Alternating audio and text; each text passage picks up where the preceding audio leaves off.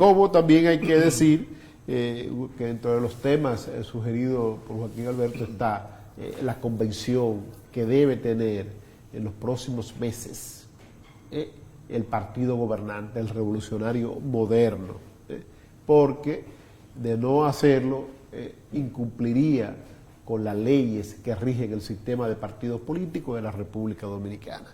Y no le luce a un partido gobernante, ¿verdad?, incumplir con lo que establece esta ley. Y ya se ha avanzado de que podría ser de delegados, una convención de delegados, representando esto un retroceso enorme para la democracia de los partidos políticos.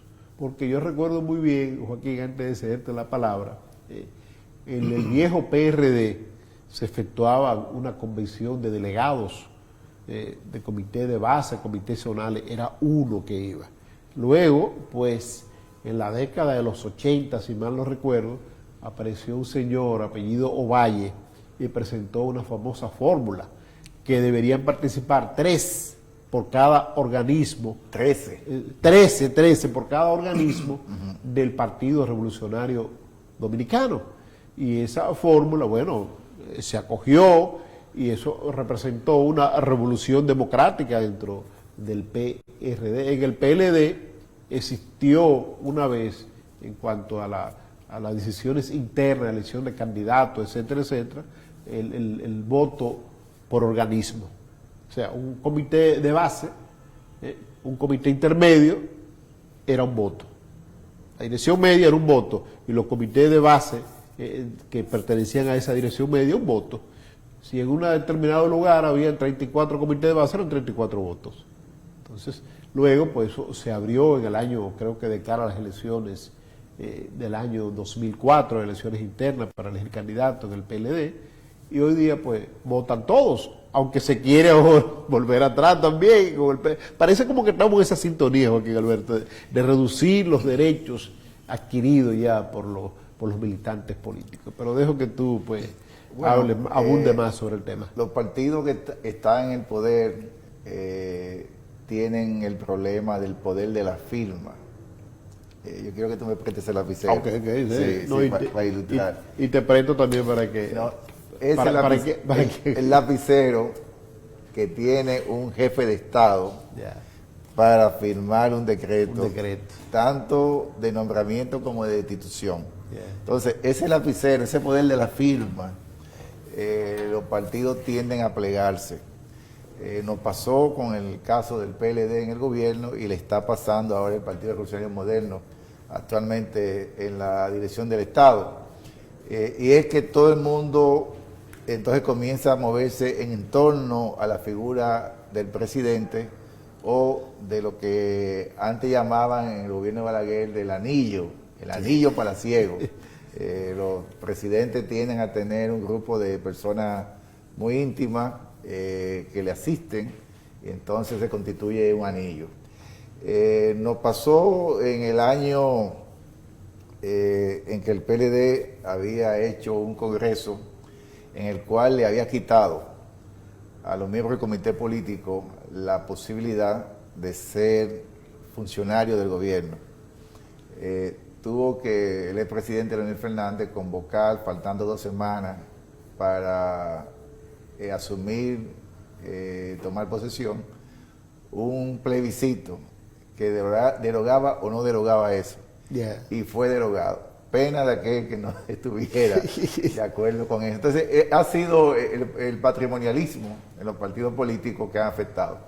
En el mismo caso del PLD, agarrándose de la COVID, de la pandemia, la elección del presidente y el secretario general se hizo en el seno del Comité Central, cuando los estatutos establecen bien claro que ha sido una conquista de la base, que la base de los partidos políticos deben votar, deben elegir, deben sentirse representadas por la figura. Pero tú fuiste uno de los principales críticos a que se desarrollara eso. Yo mandé una instancia, porque en mi caso, mi comité intermedio, que es Matías Ramón Mella C, uno de los comités que están en la circunscripción 2, de Santo Domingo, enclavado en los cartones, en los minas. Ellos le llaman un barrio Juan Pablo II, pero la gente lo conoce como... A ponerlo más bonito. Ahí se aprobaron una serie de propuestas y, oh sorpresa, Ramón, 13 de las propuestas nuestras hechas no aparecieron por ninguna parte. Fuimos a la comisión organizadora y se me quiso hacer una especie de negociación en la cual yo no caí. Mejor preferí quedarme fuera del comité central, como en efecto lo estoy, pero no traicionar a los compañeros en cuanto a esas propuestas que entendían que iban a ayudar a la democratización del partido. Ahora le toca al PRM, hay una queja en 2 aspirantes a la presidencia del partido, Guido Gómez Mazara y Ramón Albuquerque, que los dos coinciden en decir que eso no será una convención, sino una asamblea de empleados públicos.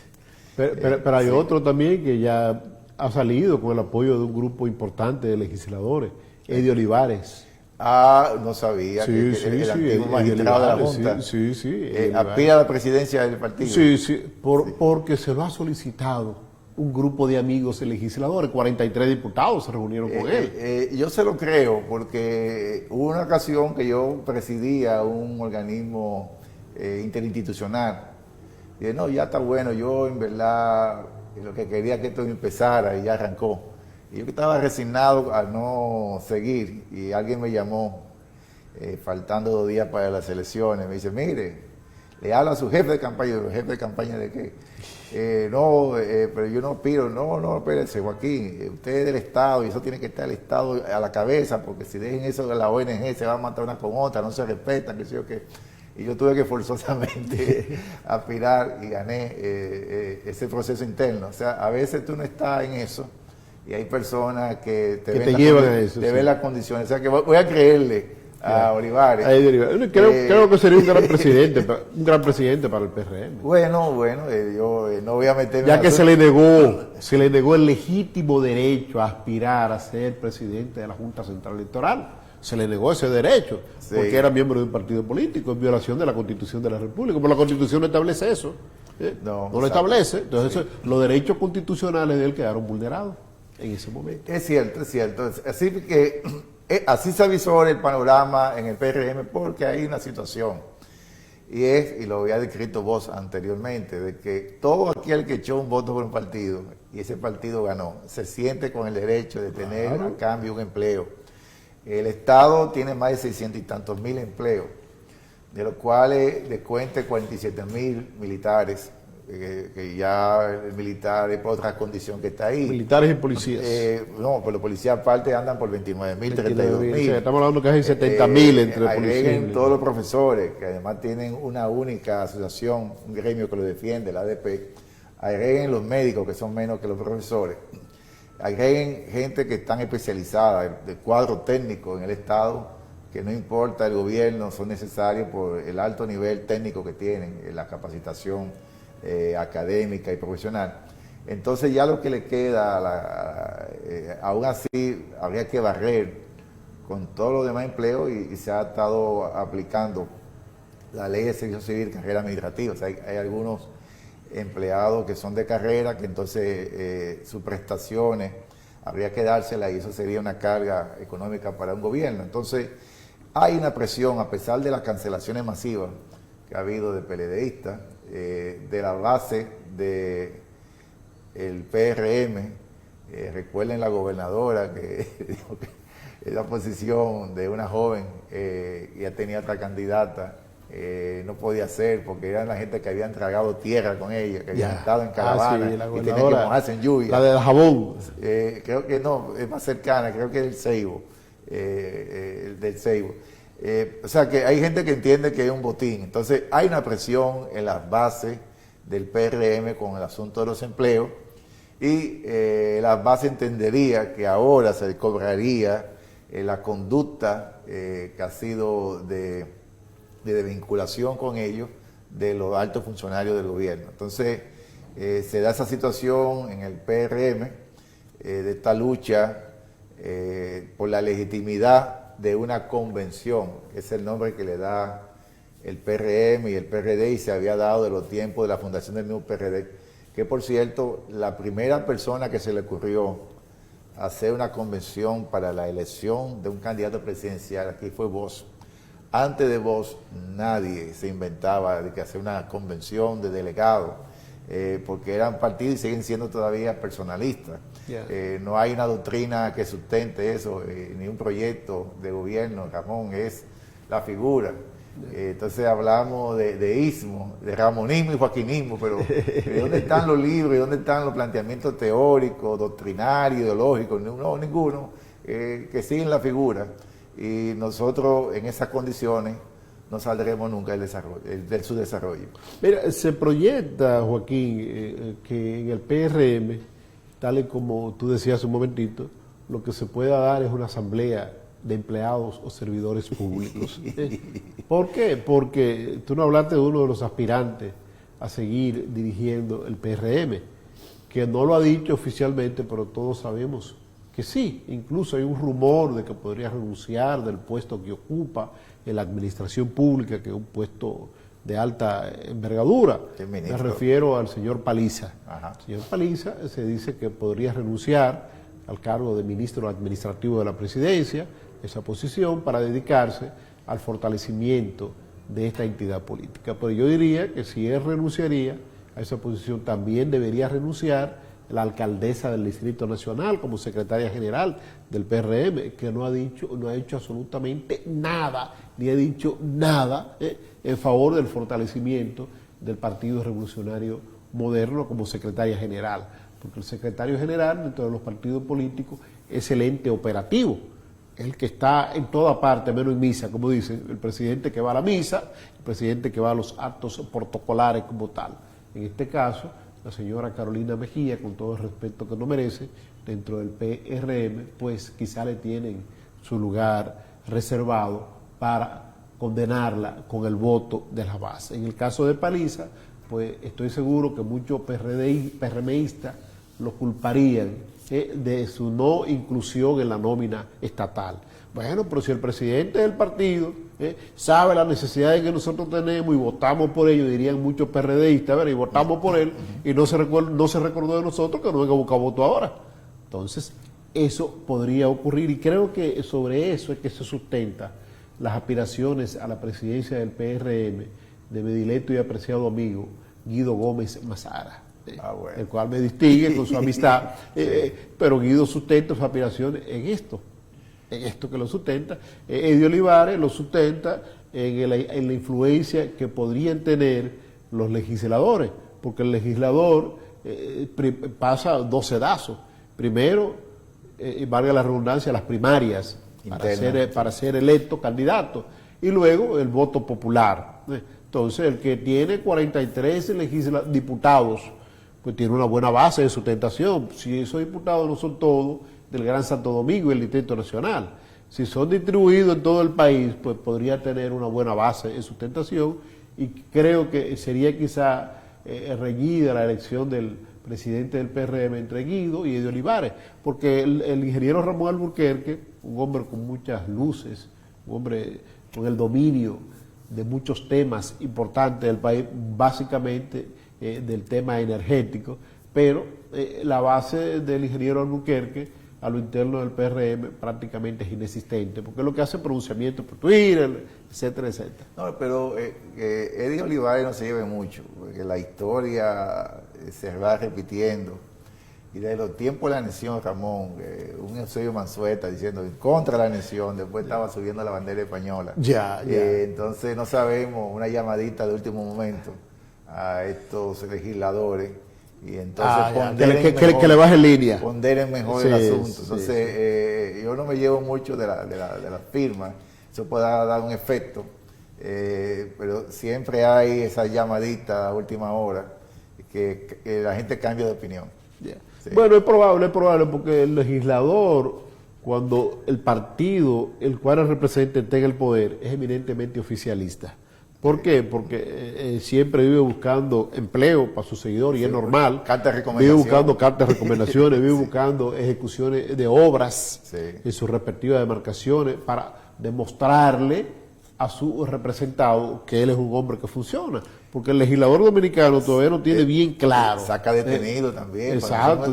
Asunto ya muy sencillo. Sí. Porque lamentablemente nuestro legislador ha tenido que cambiar sus funciones por acciones, porque la función de un legislador no es eso. La función de un legislador no es buscar empleo para su gente, la función de un legislador no es gestionar la construcción de obras, no es sacar preso, nada de eso. La función es representar y legislar. Esas son las funciones básicas del legislador de la República Dominicana. Pero el que hace eso es diputado por 4 años y no vuelve.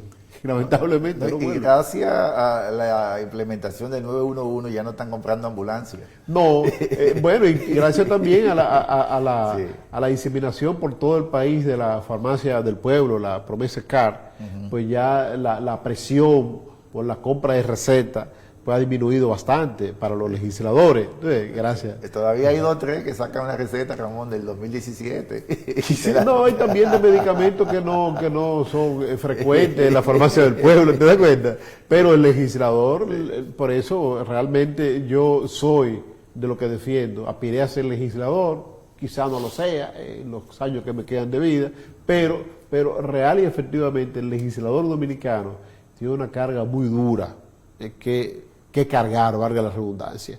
¿Por qué? Porque tiene que aportar en el Congreso. Por eso ustedes ven que muy pocos legisladores presentan proyectos de leyes avanzados. Hay un legislador que pernotó, creo que por 14 años en el Congreso de la Nación, que siempre fue admirado por un servidor.